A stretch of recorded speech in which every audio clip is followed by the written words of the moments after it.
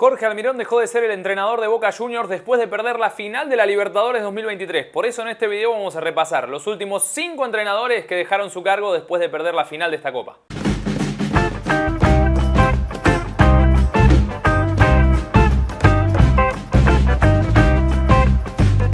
Y por supuesto empezamos repasando el ciclo de Jorge Almirón en Boca, que llegó en abril de este año después de la primera fecha de la fase de grupos, que fue un empate 0-0 contra Monagas como visitante.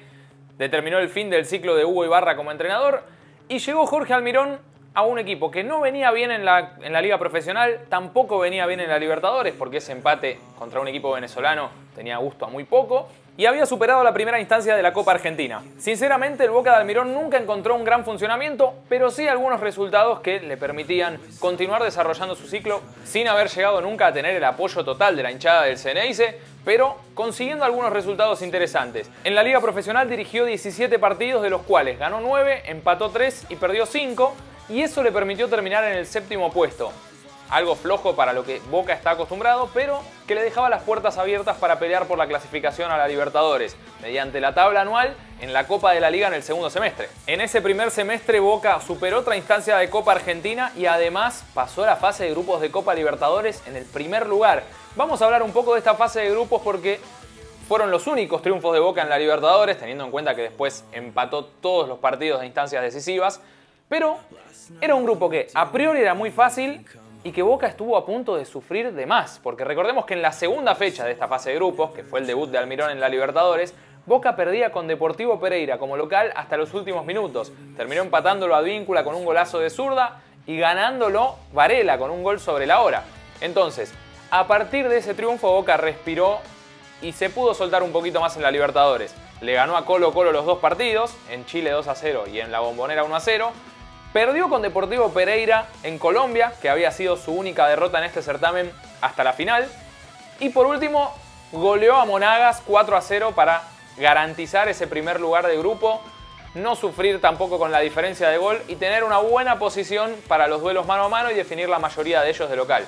Aunque después tuvo la mala suerte de que en el sorteo le tocó jugar contra Racing y contra Palmeiras, que eran de los pocos equipos con más puntaje que Boca en la fase de grupos. En el inicio del ciclo de Almirón, Boca encontró su mejor funcionamiento como local, porque después de perder el primer partido en la Bombonera con Estudiantes, se mantuvo invicto 13 partidos como local, con 10 victorias y 3 empates. Entre ellos, los 2 empates de Libertadores contra Nacional y contra Racing, que después terminaron siendo clasificación. Además, entre junio y agosto, Boca tuvo 12 partidos invicto que le permitieron sumar muchos puntos para terminar bien en la liga profesional, eliminar al Bolso, porque le ganó por penales después de empatar los 2 juegos, y ese invicto se corta después del empate contra Racing en el partido de ida.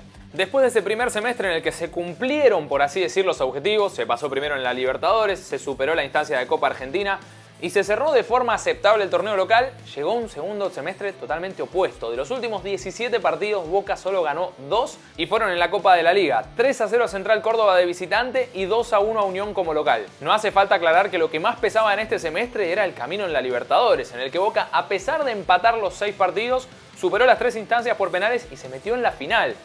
Para muchos preocupante, para otros más místico aún. Había muchos que se ilusionaban con volver a empatar y a ganar por penales en el Maracaná contra Fluminense. Pero lo cierto es que ante el primer golpe duro, que fue perder la Copa Libertadores, el ciclo de Almirón se terminó. Y es bastante común que un entrenador deje un equipo después de perder el partido decisivo de la Libertadores. Van a ver que los 5 casos de hoy son en los últimos 10 años. Me voy a saltear 2022 porque Felipao había anunciado que se retiraba como entrenador, dirigiendo Atlético Paranaense, perdió la final de la Libertadores ante Flamengo, siguió 2 semanas más y después, cuando culminó el Brasileirao, anunció el final de su carrera. Es cierto que este año volvió a dirigir en Atlético Mineiro, pero no podemos decir que la final perdida en la Copa Libertadores significó que su camino en el Atlético Paranaense se termine. Por el contrario, Felipao ya había anunciado que su carrera terminaba en 2022. Me voy a 2021, donde tenemos otro caso de un entrenador que pierde la final de la Libertadores y renuncia. Hablamos de Renato Gaullo, muy identificado con Gremio, pero que dirigió a Flamengo en la Libertadores de 2021 y terminó perdiendo la final con Palmeiras en un duelo de los 2 últimos campeones. Flamengo la había ganado en el 19, Palmeiras en el 20 y se enfrentaron en Montevideo en 2021. Para mí, una de las salidas más curiosas, porque los hinchas de Flamengo nunca estuvieron 100% convencidos, pero ese año Flamengo en la Libertadores llegó a la final invicto y habiendo ganado sus 6 partidos del mata-mata. En octavos le ganó los 2 a Defensa, en cuartos le ganó los 2 a Olimpia y en semifinales le ganó los 2 a Barcelona. En la fase de grupos había tenido 3 triunfos y 3 empates, por lo tanto, esa derrota en la final contra el Palmeiras pesó muchísimo al punto de opacar una campaña tremenda. En cuanto al fútbol brasileño, ese Flamengo terminó segundo en el Brasileirao, muy lejos de Atlético Mineiro, y semifinalista de la Copa do Brasil, lo cual habla de una campaña que no era tan mala, pero bueno, Flamengo es muy exigente y recordemos que en 2022 no le renovó contrato a Dorival, incluso habiendo ganado la Libertadores. Pasamos a 2020, año en que Cuca, entrenador de Santos, perdió la final de la Libertadores contra Palmeiras y continuó un mes más en su cargo. Terminó renunciando en febrero, recordemos que la final de la Libertadores 2020 se jugó en enero de 2021 y Cuca al mes siguiente renunció por problemas personales, en este caso no suma para nuestro ranking, por lo que pasando en limpio tenemos a Almirón, el técnico más reciente en perder la final y renunciar, y Renato Gaúcho en 2021 con Flamengo. El tercero no es en 2019 porque Marcelo Gallardo, después de perder en Lima contra Flamengo 2 a 1, siguió en su cargo, sino que es Guillermo Barros Schelotto, otro entrenador de Boca que a mi gusto fue condenado injustamente por un partido que alguno tenía que perder, que es la famosa final de Madrid. Fueron empatados 180 minutos. La verdad es que es un partido en el que los dos equipos pudieron haber ganado, pudieron haber perdido. Tuvieron momentos, River se lo termina llevando y eso queda en la historia, no queda dudas. Pero Guillermo Barros Schelotto termina siendo el villano de una historia mal contada, a mi gusto, porque tuvo a Boca en un alto nivel durante varios años. Recordemos que él llegó en 2016, ganó 2 campeonatos locales, fue semifinalista de la Libertadores en 2016 y finalista en 2018. En ese 2018 eliminó a equipos como Cruzeiro, el propio Palmeiras. Entonces, hablamos de un Boca que a mi gusto venía haciendo muy buenas temporadas, teniendo en cuenta la doble competencia, local e internacional. Pero bueno, esa final en Madrid lo marcó y terminó renunciando después de perder ese partido. Al año anterior, en 2017, tenemos el cuarto caso, que es el de Jorge Almirón. No en Boca, sino en Lanús. Perdió la final de la Libertadores ante Gremio, 1 a 0 en Brasil, 2 a 1 en Argentina, y se fue al día siguiente de perder esa final.